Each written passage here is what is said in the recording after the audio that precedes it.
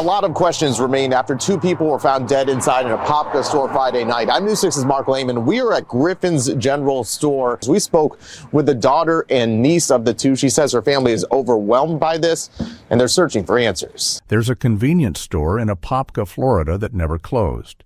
Not once. Not for holidays, not for hurricanes, not for anything. 11 years straight, Griffin's General Store kept its doors open. The kind of place where you didn't just buy milk, you stopped in because you wanted to see who was working. And most of the time, it was her, Shanita Swift, the woman with the smile that could turn your whole day around. February 6, 2026. That streak ended. Police found Shanita dead inside the store. No robbery, no break-in, no stranger with a mask. The person who killed her didn't need to hunt her down.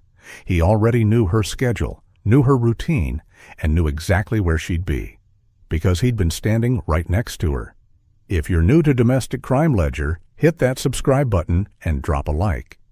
And comment below. Where are you watching from? Let's get into it. Shanita Swift. Friends called her Nita Bug. She'd worked at Griffin's General Store for 11 years, practically since the day it opened on West Michael Gladden Boulevard in Apopka. The owner, Maurice Griffin, said it plain.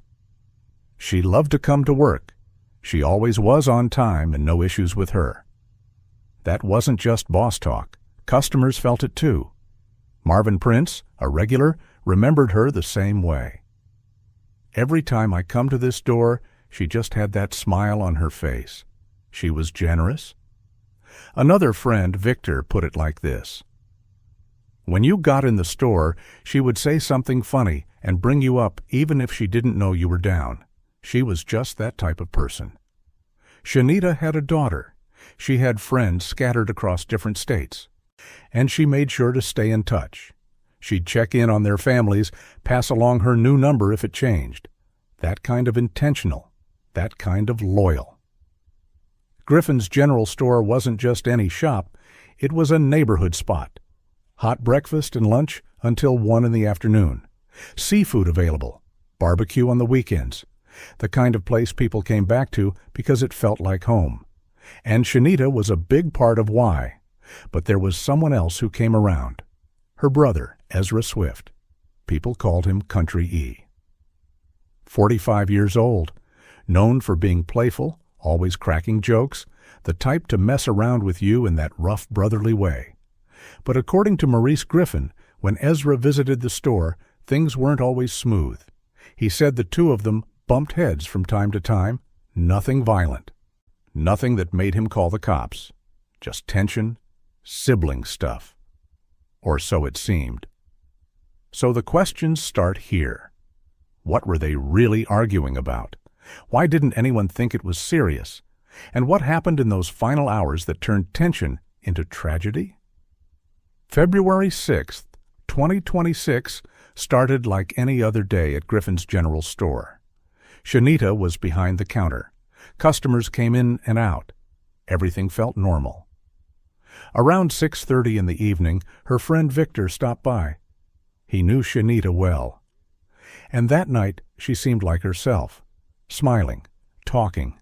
Nothing seemed off. Ezra was there too, at the store with his sister. Victor didn't think twice about it. He left around 6:30. No reason to worry, no bad feeling in his gut. He had no idea that would be the last time he'd see Shanita alive. Somewhere between 6:30 and 9 o'clock that night, everything changed. To understand what happened, you need to know who Ezra Swift really was. 45 years old, a lengthy criminal history that included arrests for drug possession and robbery. He'd struggled with homelessness at different points in his life. The kind of instability that follows you, that weighs on the people around you. But that's not how most people saw him. To them, he was Country E, the guy who joked around, the one who'd rough you up in that playful, brotherly way. His ex-girlfriend remembered him like that. She said he was always throwing out jokes, always making his presence known. Playful, loud, the life of the room. So how does that guy become a killer? How does someone known for laughing and messing around end up taking a life? Oh, and not just any life, his own sister's? That's the part that doesn't make sense to people. That's the part that keeps them up at night. Because Ezra wasn't some stranger. He wasn't some masked man who broke in. He was family. He was someone Shanita had known her whole life, someone she probably trusted even when they didn't get along. And on that Friday night, inside that store, something between them broke. What no one knew was that an argument was already starting, and this time it wouldn't end with words. Just before 9 o'clock that night, a Popka Police Department got a call. Officers rushed to Griffin's General Store on West Michael Gladden Boulevard. When they walked through those doors, they found two people dead inside, Shanita Swift and her brother, Ezra Swift. At first, police weren't sure what they were dealing with. Was this a double? Was it a murder? They needed time to process the scene, collect evidence, and talk to witnesses. They posted an update on Facebook. They told the public there was no ongoing threat. The investigation was underway. That's all they could say for now, but the community didn't need details to feel the weight of it. People started showing up at the store even though it was closed. For the first time in 11 years, Griffin's General Store wasn't open for business. They brought balloons, candles, flowers. A memorial started growing right there on the sidewalk. Marvin Prince, one of the regulars, stood outside trying to process it. He told reporters, "Every time I come to this door, she just had that smile on her face. She was generous." He also said something else, something that stuck with people. "I pray and hope that they find and figure out what happened here, because this is just unbelievable." Once you got in the store, she would say something funny to bring you up, even if she didn't know you were down. She was just that type of person. This is a sad, sad situation. I am really shocked. I pray and hope that they find and figure out what happened here, because this is just unbelievable. For that time of night, the store is open. A lot of people is around here, so I don't understand why nobody don't know nothing. But somebody knows something. Somebody knows something. That line hit hard, because in a neighborhood store like that, people are always around. Someone had to have seen something, heard something, noticed something off. But no one was talking. Or maybe no one really knew. Victor, Shanita's friend who'd been there just hours before, was still trying to wrap his head around it. "I'm still trying to process this," he said. "She was a really, really good friend of mine and a really, really good person." Before we go further, drop a comment. Have you ever known someone who seemed to have zero enemies? What makes a person like that? But police weren't talking yet, because what they found inside that store didn't add up to a random act of violence. While the community mourned outside the store, the family was trying to make sense of losing two people at once. Ezra's daughter, Ezria Swift, spoke to reporters. She'd just lost her father and her aunt in one night. "That actually took me back a bit, the murder thing," she said. "I didn't know for them to be struggling with anything." She described them both as kind people who were loved in the community, people who did what they could to add their part. She said the family was struggling. "It's a lot, we're trying, but 2 deaths at once is kind of shocking." How's your family coping with all this? It's a lot, we're trying, but 2 deaths at once is kind of shocking. That they were kind people and that they were loved people actually took me back a bit. And that's the thing. No one saw this coming, at least not publicly. Maurice Griffin, the store owner, admitted that Shanita and Ezra bumped heads when he came around. But he also said nothing violent ever happened inside the store. No fights, no threats, just tension. The kind of sibling friction that a lot of families deal with. Police confirmed it, too. They said there were no prior calls to the store about the two of them.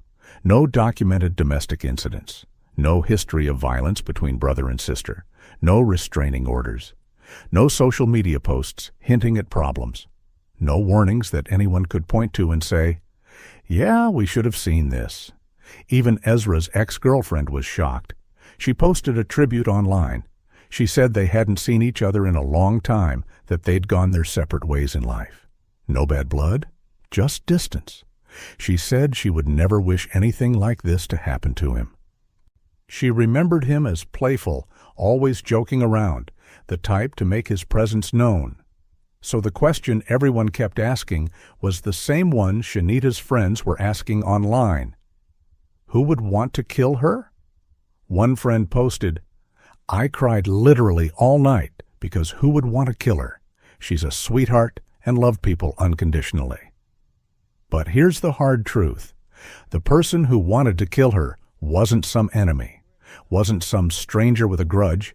It was her brother, and nobody knows why. Azaria made a public plea. She said, "If anyone does know anything, I'd really love for them to speak out. I know something like this is hard for the whole community." But the only person who could really explain what happened was already gone. The answer was waiting in the evidence, and when police finally reviewed it, the story became clear, and so much worse. By Monday, February 10th, Apopka police had their answer. They'd spent the weekend collecting evidence from the scene, forensics, witness statements, and crucially, video footage from inside the store.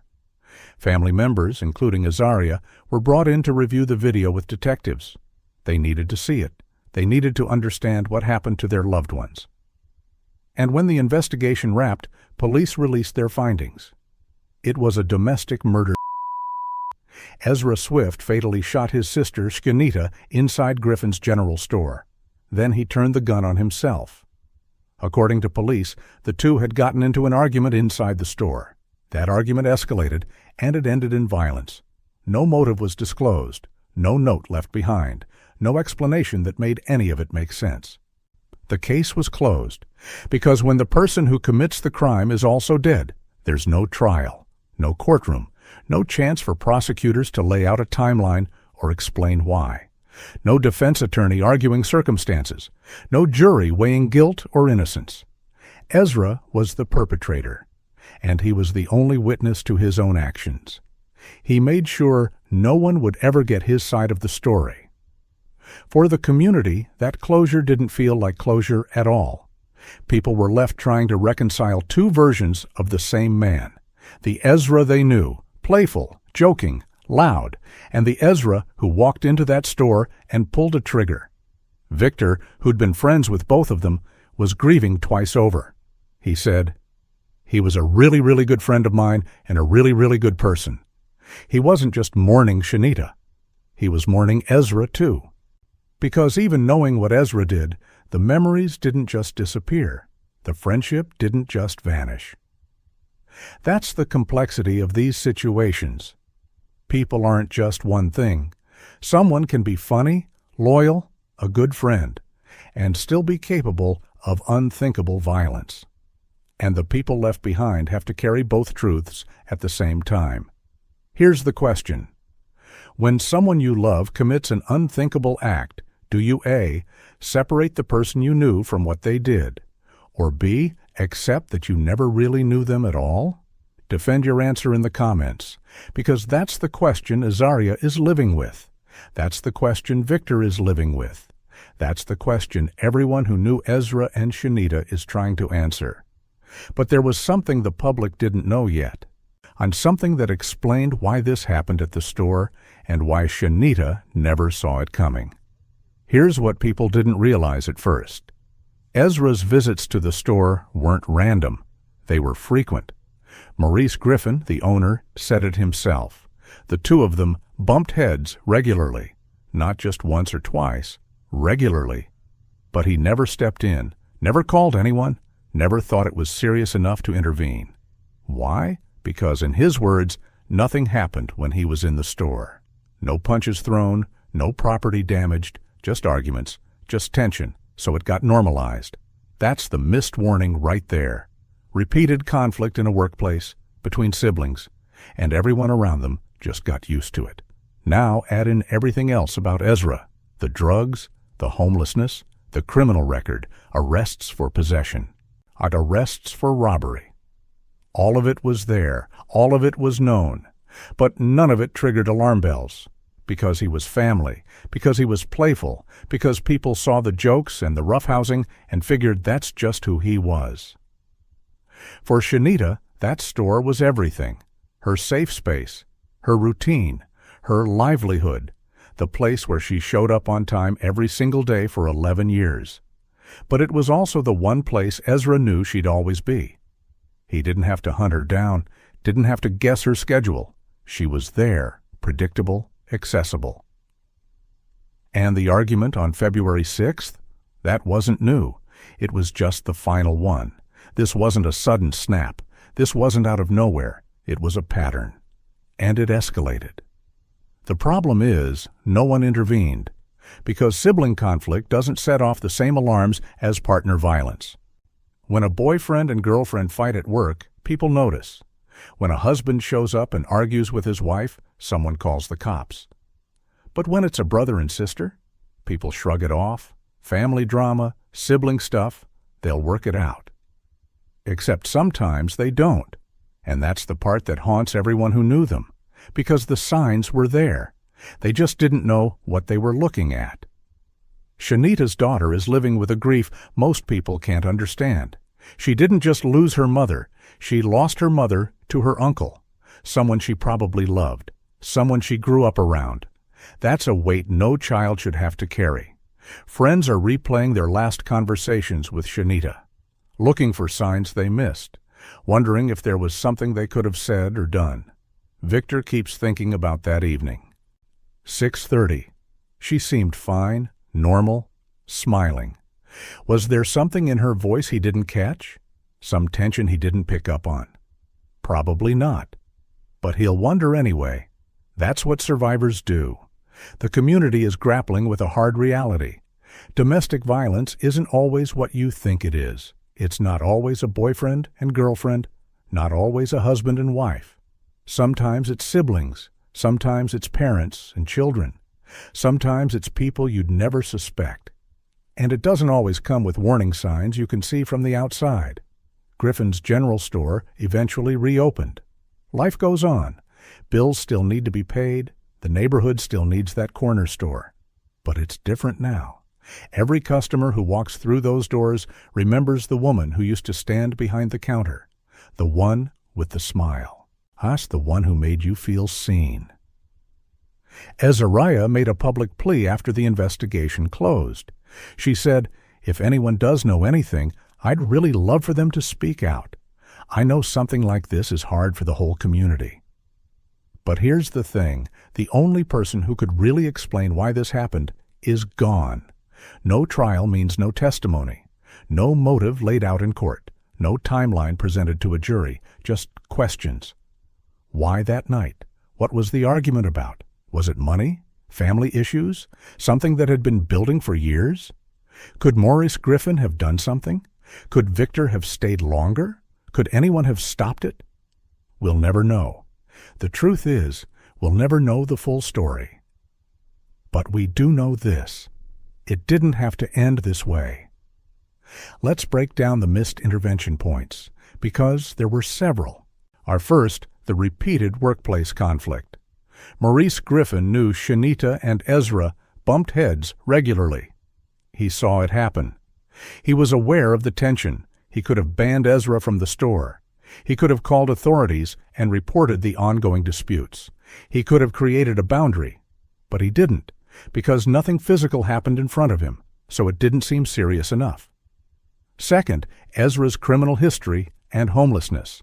The family knew about his struggles, the arrests for drug possession, the arrests for robbery, the periods of instability.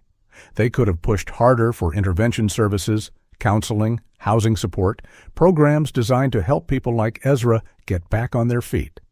But those conversations are hard, and a lot of families don't know where to start. Third, the normalization of sibling conflict. Everyone treated the tension between Shanita and Ezra like it was harmless.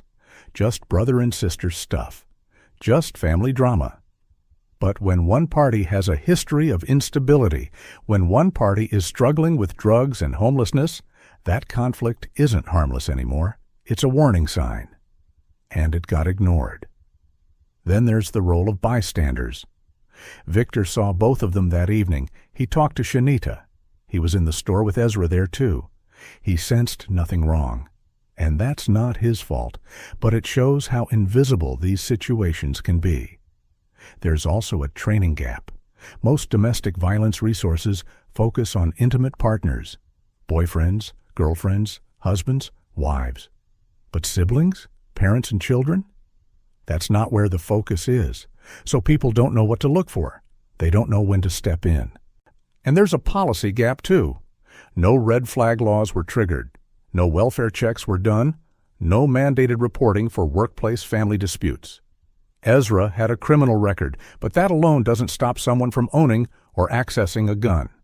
There was no system in place to flag the repeated conflict at the store as a potential danger. But most people don't think to call it for sibling issues. They think it's only for romantic relationships. Shanita Swift deserved better, and the next person in her situation deserves a chance she didn't get. The memorial outside Griffin's General Store grew for days. Balloons, candles, flowers, messages written on poster board. People who hadn't been to that store in months showed up just to leave something, just to be part of the collective grief. Because Shanita's impact didn't die with her. If anything, her death made people realize what they'd lost. The store remains open, but her absence is permanent. Every time someone walks through those doors, they feel it. The space where she used to stand. The smile that's no longer there. Izaria and the rest of the family are living with ongoing grief. As she put it, 2 deaths at once. Losing Shanita, losing Ezra, and having to process both at the same time. The broader lesson here is one a lot of people don't want to face. Domestic violence hides in plain sight, even between siblings. We think we know what it looks like. We think we'd see it coming. But we don't, and we won't. Not unless we start paying attention to the patterns that don't fit the usual script. Legally, the case is closed. No trial, no justice system involvement, no accountability. Ezra is dead. Shanita is dead, and the system has nothing left to do. The unanswered questions remain. What was the argument really about? What was going through Ezra's mind? Did he plan it, or did it happen in the heat of the moment? We'll never know. But here's the haunting question that should keep us all thinking. How many other families are bumping heads right now, thinking it's normal, not knowing they're one argument away from tragedy? How many workplaces are ignoring repeated conflict because it's just family stuff? How many people are one bad day away from becoming a headline? Proximity doesn't equal safety. Love doesn't prevent violence. Sometimes the person sitting right next to you is the biggest threat you'll ever face. If this story made you think twice about the people around you, hit subscribe and turn on notifications. We cover the cases that matter, the ones that could happen to anyone. Don't miss the next one. Shanita Swift had a smile that could turn your whole day around. She was generous. She was loved. She was the kind of person who made strangers feel seen. And on February 6, 2026, her brother took all of that away. Rest in peace, Shanita. You deserved so much better.